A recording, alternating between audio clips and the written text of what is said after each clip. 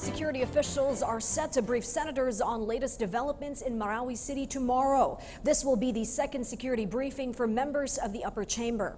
Last May 29th, the Senate and some national security officials had a closed-door meeting to discuss President Duterte's declaration of martial law in Mindanao and the suspension of the privilege of the writ of habeas corpus. Tomorrow's briefing is for the extension of martial rule in the region. And as Joy Gumatay reports, many senators will support the President's request. Majority of the senators is expected to support the proposed extension of the initial martial law declaration for the whole Mindanao, even before a joint gathering of Congress is called into session this weekend.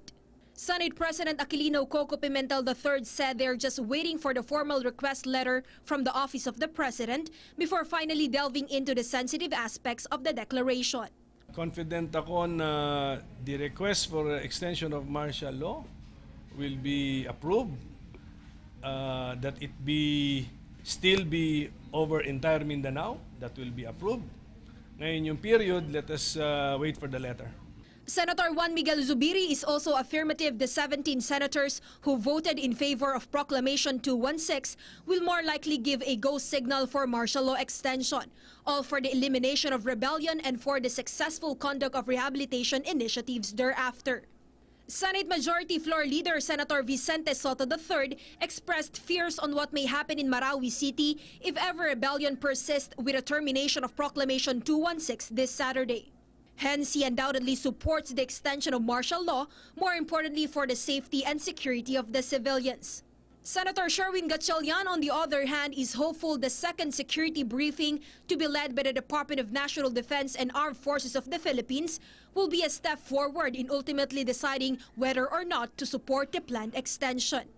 Ako personally, I saw some of the propaganda. It's exactly the same as ISIS in the Middle East, in Iraq and in Syria.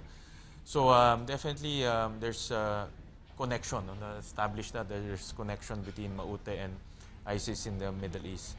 And even with their lesser power as the minority, Senator Riz Ontiveros assures their voice will be heard and factor into the discussions on martial law extension that she believes poses a major threat to human rights. Talagang i-insist namin sa minority na bigyan ng sapat na panahon ang pagtalakay na iyan. At kung hindi kaya sa maghapong talakayan, which is very possible, mag-i-insist po kami ng further session. Joy Gumatay for the Nation.